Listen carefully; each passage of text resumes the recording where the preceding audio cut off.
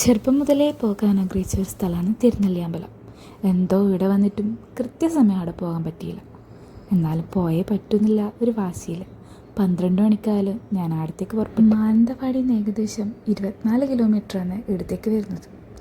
തിരുനെല്ലിയിൽ നിന്ന് മാത്രമല്ല, ബ്രഹ്മഗിരി ക്ഷേത്രമെന്നും സഹ്യമല ക്ഷേത്രമെന്നും ആമലക ക്ഷേത്രമെന്നും ഈ ക്ഷേത്രത്തിന് അറിയപ്പെടുന്നുണ്ട്.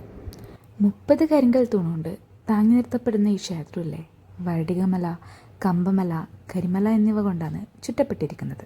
ഇവിടെ നമ്മൾ നേരെ പോയത് ദക്ഷിണകാശി അഥവാ പാപനാശിനിയിലേക്കാണ്. പോകുന്ന വഴിക്ക് നമ്മൾ പഞ്ചതീർത്ഥക്കുളം കണ്ടു. അതിൻ്റെ ഐതിഹ്യം അവിടെ എഴുതി വെച്ചിട്ടുണ്ട്. ഞാൻ പിന്നെ അത് പറഞ്ഞ് നിങ്ങൾ ബോറടിപ്പിക്കുന്നില്ല. പിന്നില്ലേ, പാപനാശിനിയിൽ കുളിച്ചാൽ നമ്മൾ ഈ ജീവിതത്തിൽ ചെയ്ത എല്ലാ പാപങ്ങളും ഇല്ലാണ്ടാവുമെന്നാണ് പറയപ്പെടുന്നത്.